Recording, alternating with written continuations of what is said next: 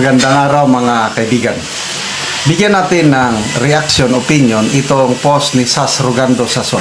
Sabi niya, Soto, Senate President Soto, mula hulo hanggang ano na yung kanta? Bulaga. Mula hulo hanggang apari.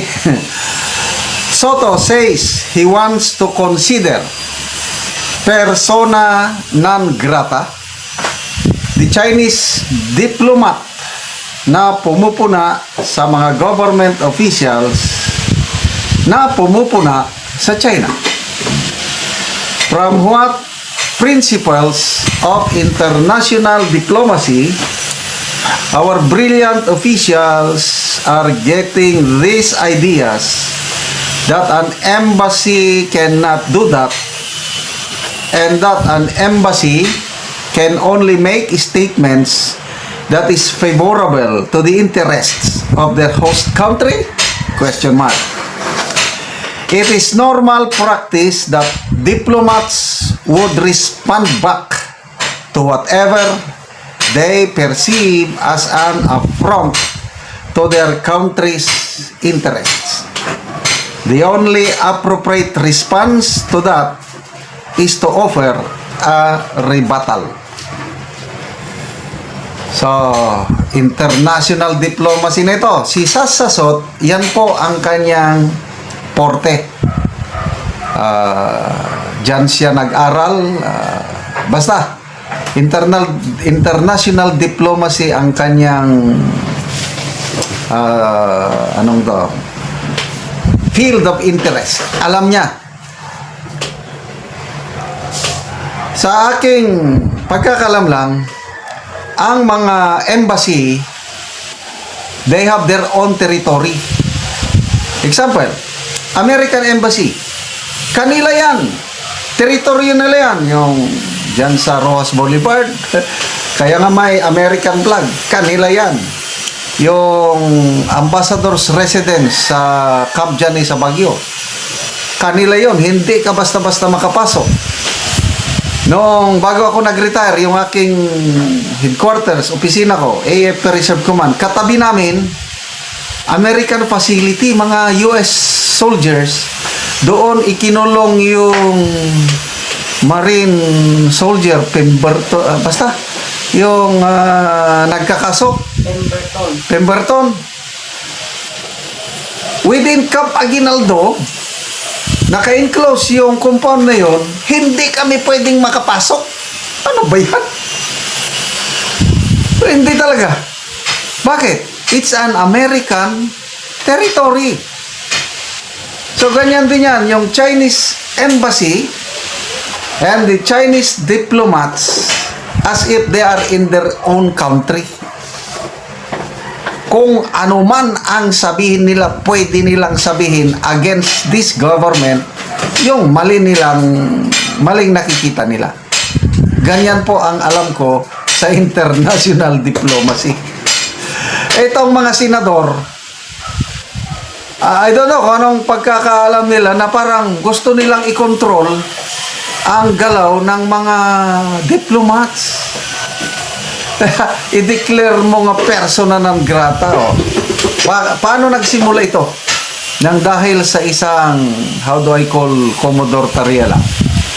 Very responsible, very patriotic, grabing pagmamahal sa ating bayan itong si Commodore Tariela, na talagang dinedepensahan niya ang sovereignty ng Pilipinas to a point na yung Chinese president, ginawa niyang katatawanan ang muka, and he is very proud of what he has done.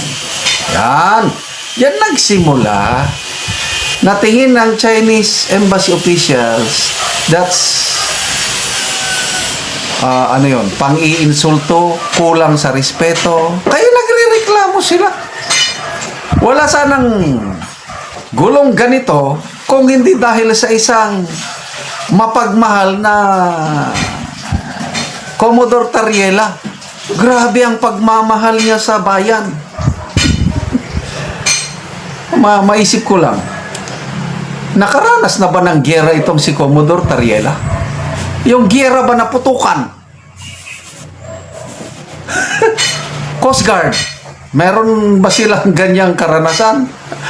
Kami, Army, ang hirap yung makipaglaban ka. Kaya ayaw namin ng giyera. Dahil kaming mga sundalo, ang unang madidisgrasya ka. Pagdating dito sa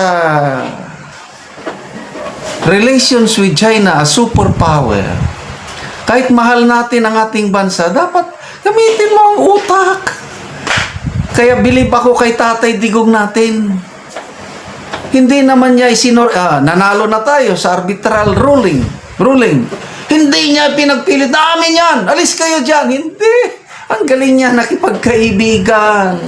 Yan ang tunay na mautak. Itong si Natariela, makasama niya, I don't know. Mahal nila ang bayan nila. Yan, sina Erwin Tulfo, Risa Ontiveros, Kiko Pangilinan, yung 15 senators na nagpirma sa resolution condemning so and so. Ito si Soto, gusto niyang i-declare na persona non grata ang Chinese diplomat. Bakit nila? They love this country. Well, no problem. Kaya lang, isipin niyo. I think nangyari na noon panahon ni Erap.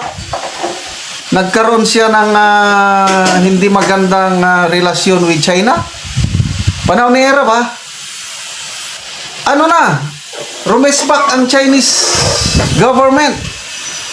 Kinat off lahat ng programa na yung pagtanggap ng OFW sa China. Kinat off.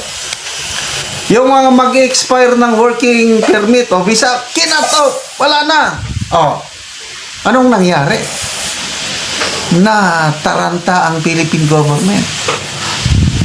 500,000 OFWs more or less na nasa China, including Macau, Hong Kong, kung rumisbak sila na, okay, effective today, mag-announce ng Chinese Embassy. Dahil dineclare ni Soto na persona non grata yung Chinese diplomat. Dahil pinapaalis ni Erwin Tulfo ang Chinese Embassy. Umalis sila ngayon. Effective today. Lahat ng Pilipino sa China, alis kayo! Sinong kawawa? Di mga kababayan natin sa China. Matutulungan ba sila ni Soto? Matutulungan ba sila ni yung mga matatapang na senador? Hayahay sila dahil may pundo, may kwarta, yung mga OFWs na pinauwi. Mga ganyan lang yan Kaya kung mahal natin ang ating bayan, well and good. Kaya lang, pagdating sa international relations, gamitin nyo ang utak. Kaya tama yung Department of Foreign Affairs, sinulatan nila si Senator Risa. Hands off kayo dito. Trabaho namin ito. Yung response natin should be for the best interest of our country. O ang iniisip ng DFA yung 500,000 OFWs, tourism, mga ganyan. Tapos pwede kang mag-rebuttal kailang through diplomatic channel, hindi yung bara-bara sa social media o ka sa public. That's a no in international diplomacy. Yun po ang aking naintindihan. Salamat mga kaibigan sa inyong pagsubaybay sa ating channel. Nakakatulong kayo ng malaki sa tribong Talandig ng Bukidnon dahil ang sweldo natin sa channel na ito is pantulong po sa tribo. Na namimigay tayo ngayon ng libreng yero at pako para tayo sila ng mas maayos na tahanan. Panoorin nyo ang video na ito. Karon nag-atop na yun sa balay ni Ante.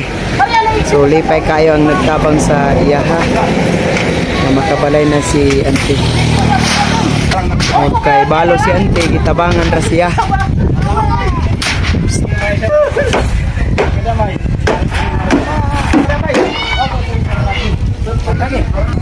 Kabalay na gid si Ante.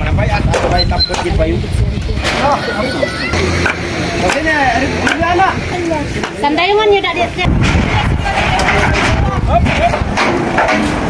Gali mo mani.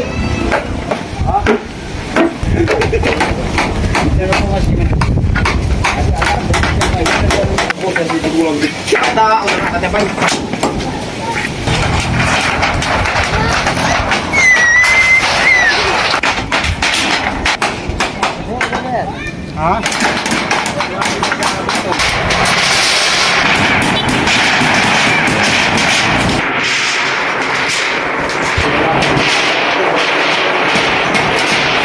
na, mandai.